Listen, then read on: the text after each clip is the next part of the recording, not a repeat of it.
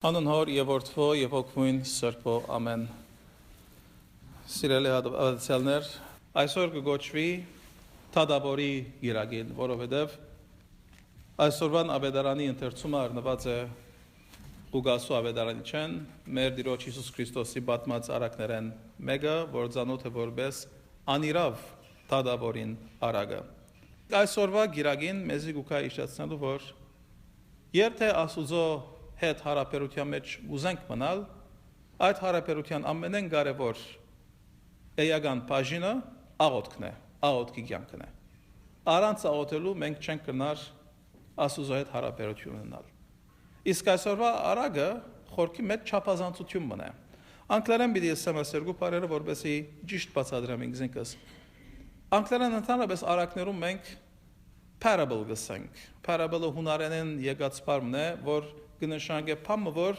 զուգահեռ կընթանա, այսինքն երկու բան միասին կգալեն։ Մեկուն եթե նայես լավ գաղափար մը կգնաս ստանալ մույսի մասին, այսինքն parable-ն է։ Իսկ այսօրվանը hyperbole-ն է։ Hyperbole-ն այսինքն բամը, որ քու եղած տեղը շատ ավելի հեռուն է դված է։ Այսինքն չափազանցություն կա այսօրվա արագի մեջ։ Հիսուս մեզի կպատմե Թադավորի պատմությունը եւ երկու բան գսա այդ Թադավորի մասին, որ ոչ Աստուծո մեկը վախնար եւ ոչ ալ մարդոց մեկ ամեջնար, այս տեսակ Թադավոր մներ։ Եվ նույն քաղաքի մեջ կար նաև գիմը, որ թատմ ուներ, եւ ամեն անգամ գուքար եւ իրեն գսեր, իմ թադս տես, հագարագորտես։ Եվ գտեսնենք, որ ի վերջո Թադավորը ոչ թե որովհետեւ ողորմություն կունենա, ոչ թե որովհետեւ գսե, որ լավ գլա, որ ասոր թադը տեսնեմ, բայց որովհետեւ գզզվի այլևս կնոջ, մենք գսե լավ ասոր թադը տեսնենք եւ ազատենք ասկե այլևս։ Ասիգա է չափազանցությունը։ Հիսուս կսե, որ եթե դուք մարդիկդ այսպես եք, Աստված այդպես չէ։ Աստված կլսե ձեր աղոթները, պայմանա, որ ձեր աղոթքը մնայուն գերբով լա, դարձյալ անգլերեն բառը պիտի գործածեմ, consistent լա։ Մեր կյանքի մեջ հայերեն consistent հարադեվ գսենք։ Հարադևությունը շատ կարևոր բան է։ Ընդհանրապես մենք հարադևության բագաս ունենք։ Փամը գսկսենք, քիչ մը գշարունակենք, վերջ ուրիշ բան մը գելա առաջինը գմորնանք։ Եվ դժբախտաբար մեզ բոլորս ասկե գդարաբենք։ Ոչ թե միան մեր հոգևոր կյանքի մեջ, բայց նաև մեր բարձ կյանքի մեջ։ Սակայն Աստված մեզ մեկը բանջե, որ մենք հարադևություն ունենանք մեր կյանքի մեջ։ Եմանավանդ աղոթքի կյանքի մեջ։ Որովհետև անիկա սովորության չի վերածվի միան, բայց խոսակցության կվերածվի։ Եվ երբ որ մեկում հետ դուք տարիներով խոսած եք, այդ հարաբերությունը խորունկ տեղ է։ Մտածեցեք անգամ ձեր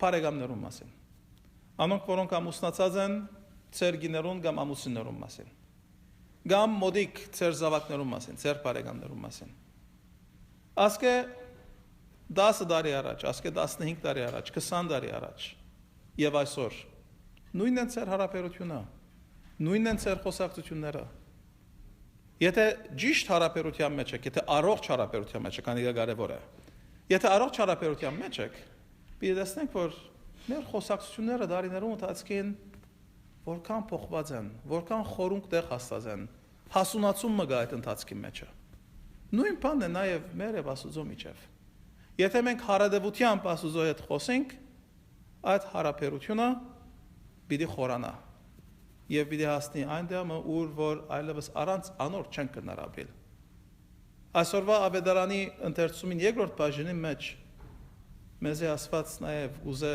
սորվեցնել, թե ինչպես պետք է աղոթենք։ Հիսուս մեզի գուտա Փարիսեցին եւ Մաքսավորին օրինակը, երկու հոգի, որոնք կերտան աղոթելու։ Առաջինը միան գհբարդանա գորոզանա, թե ինչ լավ մեկն է։ Իսկ երկրորդը իր գուրծքը գծեցե եւ գսե Աստված ները ինձ մեղավորիս։ Եվ Հիսուս գսե երկրորդին աղոթն է, որ ընդունվեցավ։ Երկրորդն է, որ դուն կնաց արդարացած։ Հետևաբար այսօրվա այս աղոթքի գիրագի մեջ երկու բան կա, որ մենք պետք է սորվենք, հիշենք եւ կործատրենք մեր կյանքի մեջ։ Աղոթենք հարադեպությամբ եւ աղոթենք խոնարհությամբ։ Եվ երբ այս երկու կանենք, վստահ եք, որ Աստված պիտի լսե մեր աղոթները։ Dear brothers and sisters, good morning. Welcome to St. Sarkis Church. I'm seeing so many bright faces today. Either all of you are very happy, or we have changed the lights and I'm seeing better. I don't know which one is that. But I'm so happy to see you.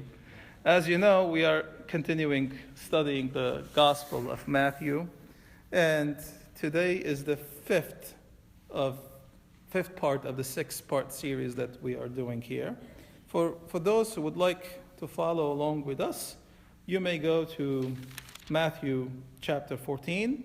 And for those who would like to take a nap, time 20-25 minutes will be over. So last time we stopped in a place where Jesus was encouraging us to invest in our relationship with God. Before we go to chapter 14, I would like to go very quickly on the last part that we read in chapter 13. And that is about his rejection in Nazareth, his hometown where he went and he wanted to preach. And people started looking at him and saying, "Isn't he the son of Mary? Isn't his father the carpenter that we know? What is he doing here?" The way that they expressed, they were not amazed, but they were more sarcastic. And Jesus did not perform any miracles in his hometown because of their unbelief. Okay? Keep in your mind this word, because we will contrast this to the lack of faith that sometimes the apostles or the disciples will demonstrate as we continue reading today. So there was total unbelief in his hometown, and subsequently he did not perform any miracles. So in chapter 14, we read about the death of John the Baptist. Now we all know that John was imprisoned. We all know that last week we spoke about the fact that he sent his disciples to Jesus, and we said that he was in the process of a transition, as if he wanted his apostles, John wanted his disciples to become the disciples of Jesus. That's why he sent them over to ask and know if he was the Messiah. And today we hear about his beheading. John the Baptist, whose turn was over, whose part was over, let's say, he was imprisoned and he was killed. Following that,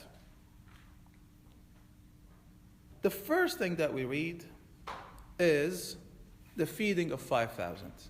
Now, the feeding of 5,000 is something that we cover in our liturgical calendar. We read that, we give sermons about that.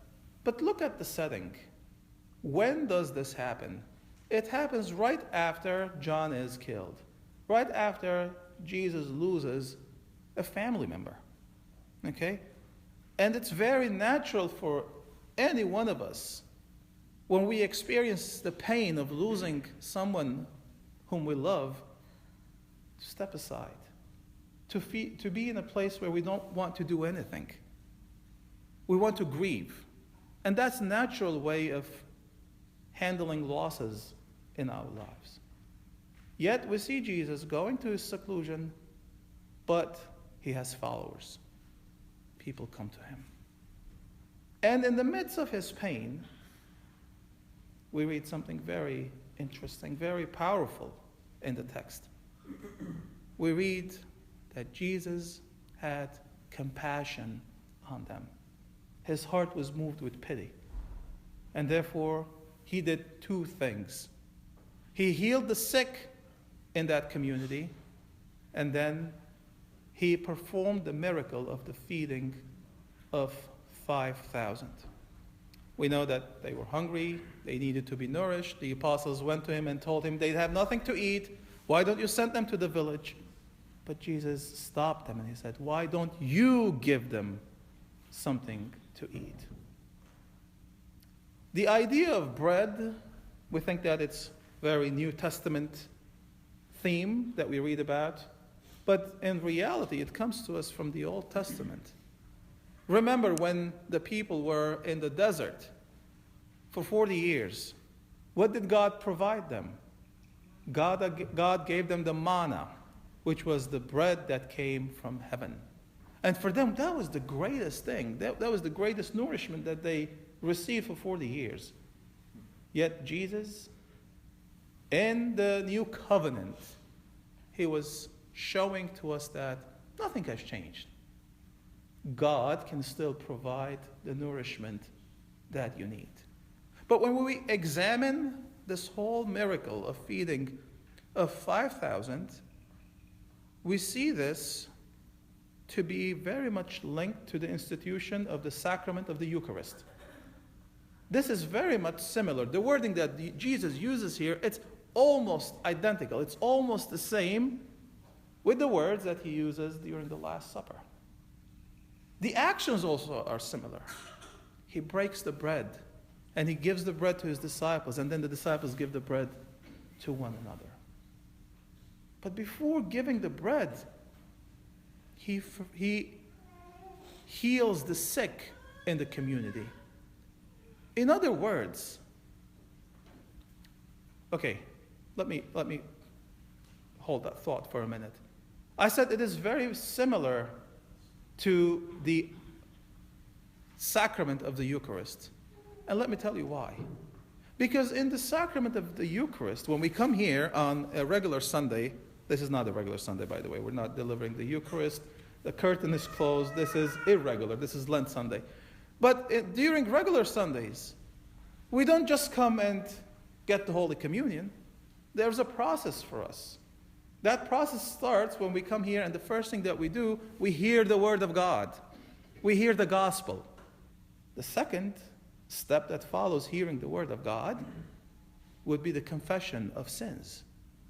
So just like Jesus healed the sickness, took away the bad stuff from the community, we also need to confess our sins, get rid of the bad stuff, and then be ready for receiving the Holy Eucharist. The feeding of the 5,000, it's not, or was not, an event that took place once. It is something that sustains us as Christians. Every time that we come here, it is Jesus who is feeding us. As we continue reading in chapter 14, verse 22, it is the story of Jesus walking on the water. It happens right after the day where he fed the 5,000, he spent time with them, and at night he sent the disciples to go from one side of the Sea of Galilee to the other side. So the disciples went because Jesus wanted to spend some time alone. He wanted to probably pray, meditate. These are, by the way, clues that they show us that in our Christian lives, this is what we need to do. We need to contemplate, meditate, pray, spend time in solitude with God. When he was done, he also wanted to go and follow the disciples. He didn't have the boat, so he's the Son of Man. He can do whatever he wants, right? Start walking on the water. That freaked the disciples who were in the boat. They thought that they were seeing a ghost. But Jesus said, "It is me. Don't be afraid." The words that Jesus uses, I find it to be very soothing, very calming. It's I am, it is me. I'm sure I'm going to give an example here, and I hope that you can relate to this example. I had an uncle who passed away a few years ago. And every time that my uncle would call me, it was the era where caller ID was available. You could see who's calling you, right? He would call, and I would pick up the phone and I would say, "Hello." And he would say, "Yes, Em, it's me." And that voice, was so comforting, calming, reassuring. Jesus speaks the same way here. He says, "It is me." A voice that is very, very familiar to the disciples. But it is also something that is very scriptural. It comes from the heart of the scripture. Remember the story of Moses, who went to the desert, and he had his first real encounter with God in the burning bush. God spoke to him in the burning bush. And then towards the end of that conversation, when God commissioned him to go and to speak to his people, he had a question. He said, who should I tell, or what should I tell them? Who did commission me to come to you? What is your name? And God said, I am who I am. Okay? Jesus repeats the exact same words, I am. In Armenian we say, Yesem vor e. The I am means that God is always, was always, and always will be. Okay? It is pure existence. And that is why when you go to some Armenian churches, on the center of the altar, not in our church though, some other churches you will see the word E. And you would wonder, what is this E? Is it Echmiadzin? No, it's not Echmiadzin. It's E. I am. Astvats. So it's the name of God that we put on top of our altars. This is, by the way, an extra information. No extra charge. It's all included, okay? When Jesus realized, or when the disciples see that it is Jesus who is coming to them, we have Peter, one of the disciples, who wants to go and greet Jesus. And he wants to do the same thing. And he says, if it's you, let me come to you. And Jesus allows that to happen. Peter gets out of the boat and he starts walking to Jesus. As a matter of fact, he succeeds. He takes a few steps. But then he realizes how windy it is, how stormy it is. And doubts come into his mind. And at that point, he starts to sink, to go down. Jesus reaches his hand and he says, you of little faith. Remember, the unbelief with the little of faith. Two different words. His community in Nazareth had no faith at all. Peter had his doubts. In life, this is what we go through. In our spirituality, this is something that we practice, or no, we experience, I should say. We all want to take that leap of faith. Sometimes we start, and then doubts come into our hearts. Peter started doubting when he started focusing elsewhere. He took his eyes off Jesus, and he was looking at the wind, at the waves, at the storm. This tells us that in life, as long as we're focused on Jesus, Jesus is going to be always there for us. Remember what we read in the beginning of the gospel, and I spent a few minutes talking about this. In the Gospel of Matthew, Jesus is the Emmanuel. God is with us. And here again, Jesus comes to show that he is with us, as long as we focus on him. In chapter 15, we read about the tradition of the Pharisees and about defilement. This is a minor detail. The Pharisees did not like the fact that the disciples of Jesus did not wash their hands before certain practices. They did not approve this because they were very much pro following traditions that were given to them in the law of the Old Testament. And Jesus comes to challenge that. And he says, it is not what enters one's mouth that defiles that person. Instead, it is what comes out of the mouth. Okay? Jesus is here to say to us that uncleanness is not ritual. It is something ethical. It is something moral. It is the things that we choose to do or choose to say or think in life. In chapter 15:21, we read about the Canaanite woman. Now, Canaan was basically the town of Phoenician towns. It was the non-Israelites who lived at that place. And this lady was not a Jew. However, she wanted Jesus to help her with her son.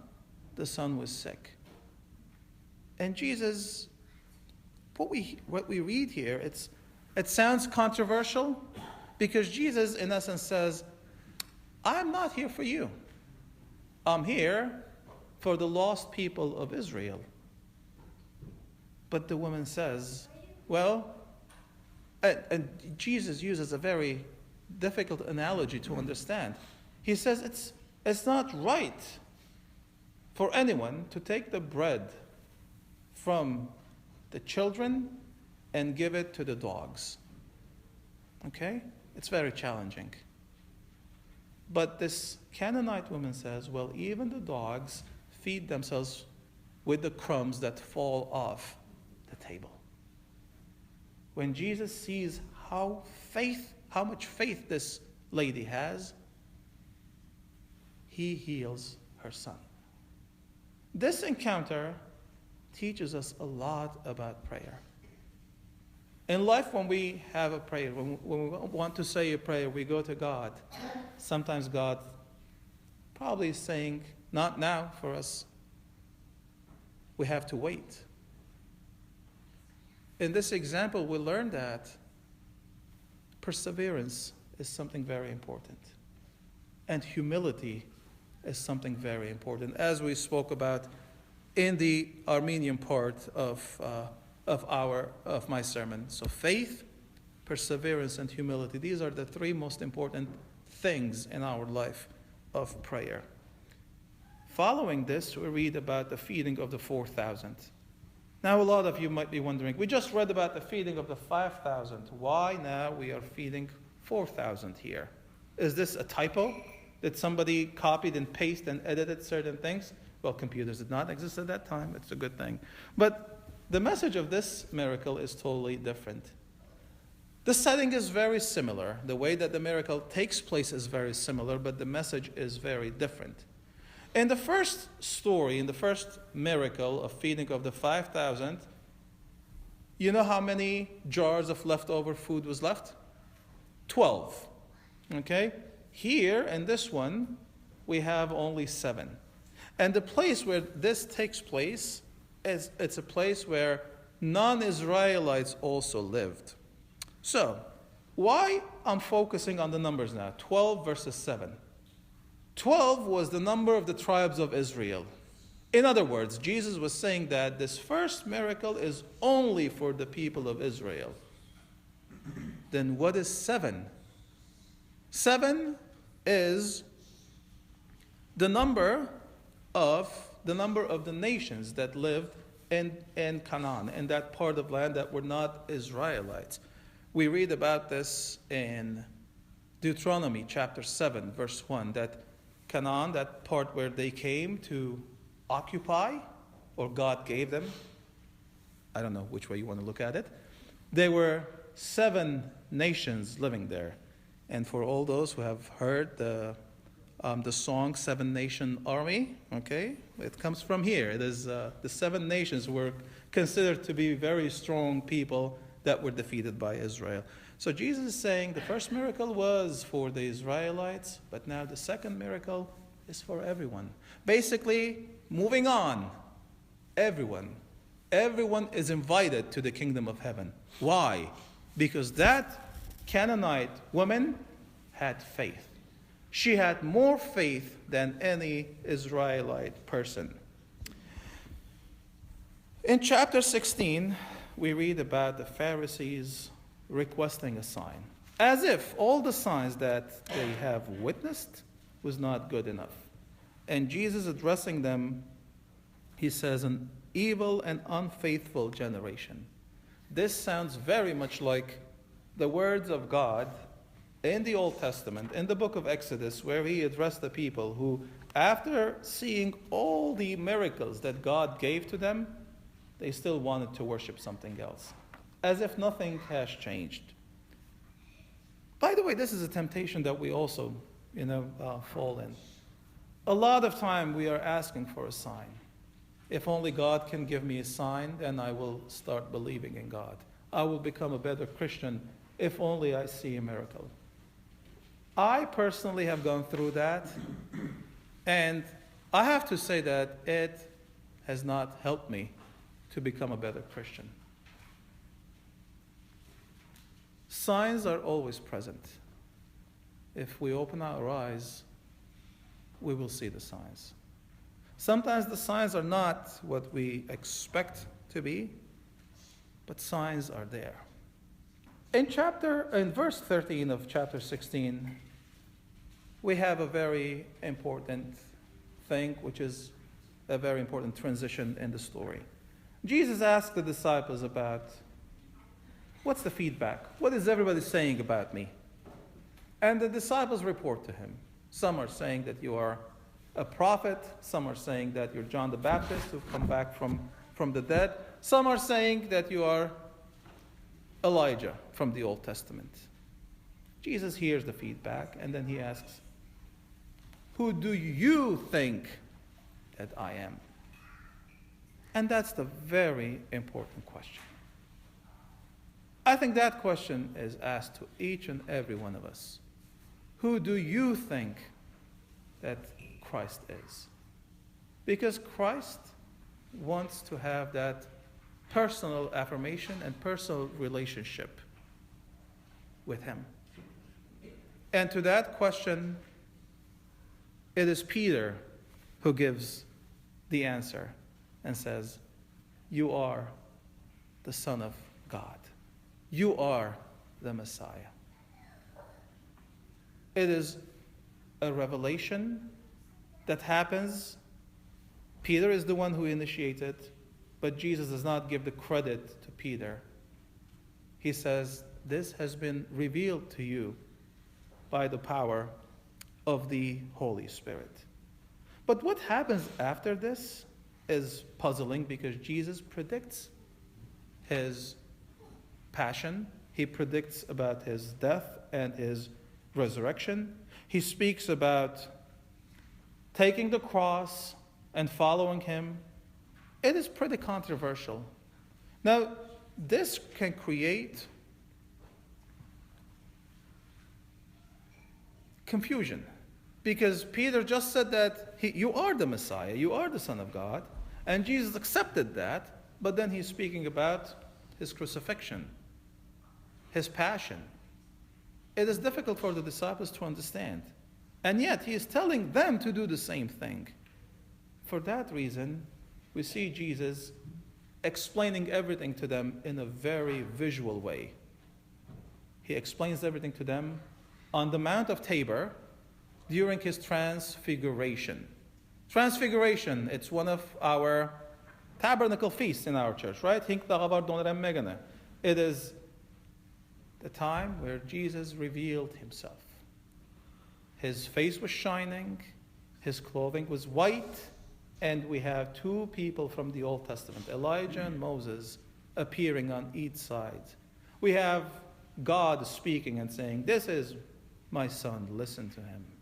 We have the disciples around him. They want to stay there longer. They want to build tents there. It's a beautiful image. Jesus shows to them who he is, right? Well, the transfiguration is the exact opposite of Good Friday. It is the exact opposite of the Calvary. Okay? Jesus is in the midst of two prophets on the Mount of Transfiguration. On the Calvary, he is in the middle of two criminals.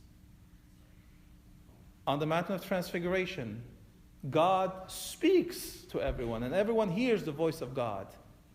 On the Mount of Calvary, Jesus is left all alone.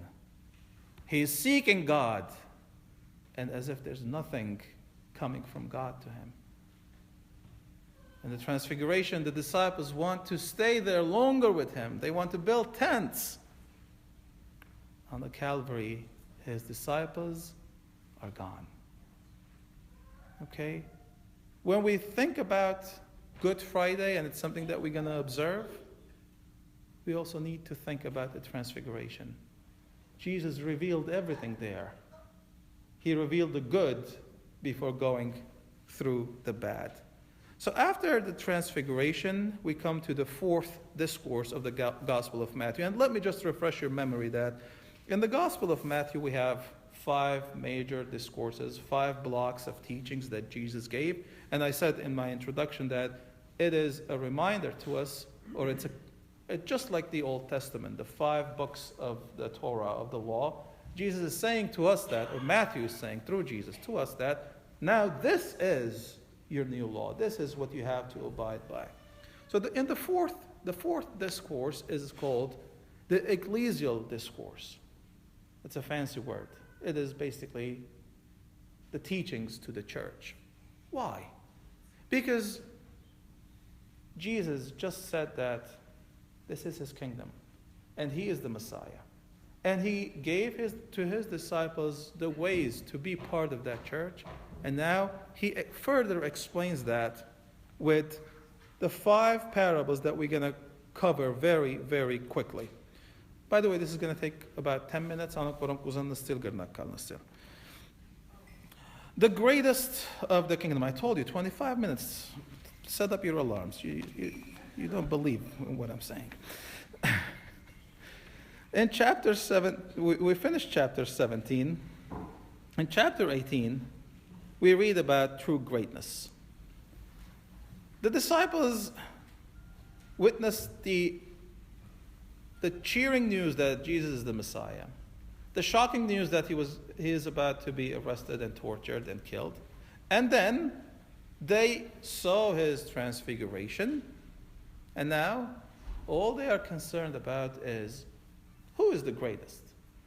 They do not think about heavenly things, they think about earthly things, and they ask, who is the greatest? And Jesus picks a child, and he says, whoever is like this child, he is the greatest. Very romantic, right? Children, unlike the children of that time, unlike the children today, they did not have the social status that we have or our children have today. Our lives evolve around our children. Our schedules and everything else evolve around children. We are very concerned to make sure that they have a healthy self-esteem, among other things. Back in the day, it wasn't like that. Children were considered nobody. Until one day, this is a person now. They started to take that person into consideration. But Jesus takes that nobody and tells everyone that you need to be like this so that you can be the greatest in the kingdom of heaven. It's not only about the social status that Jesus is speaking about, but also Jesus is speaking about the childlike faith, the childlike way of approaching to Jesus. Children have a different way to approach God. I consider myself very lucky that I teach our Saturday school students. And this is, by the way, is our classroom where they come and we spend time in church. And the way that they ask their questions, the way that they think about God, it is so inspiring. My son's birthday is coming up this week, and yesterday when I went home, my brother had sent a gift for him through Amazon. It's easy nowadays, right? So there was this big box sitting in the front porch. We opened the box, and it was a toy that required certain assembly. I said, oh, not again. Well, my son, he took and he assembled everything, but there was a part that he was not able to do. And I was tired. I didn't feel like helping him. I said, I have no idea. I don't know how to do this. And he looked at me and like, of course you know everything, he says. Well, that gave me, of course, it made me feel good, and I was able to help him with his toy. But that's the way that children approach not only adults, but that's the way that they approach God. They have total confidence in God. And Jesus wants us to have that sort of confidence when we approach God. In chapter 18, the second parable that I want to speak about very briefly is the parable of the lost sheep. And this could be very controversial because people might ask why Jesus constantly speaks to us as sheep. Sheep is not a good image, right? But in the Old Testament, we read in different locations that the relationship between God and his people was the relationship of the shepherd and sheep. And Jesus continues on that tradition, and he wants to say to us that he is concerned about each and every individual in that flock. And when any one of us return back to God, God is happy with our choices. In the community, not everyone is living their Christian life like all of us. We fall into temptations and we fall into sin. And Jesus is teaching the leaders of the community how to handle when occasions like that do happen. When a brother sins against you, how many times do we forgive? Peter asks. 7?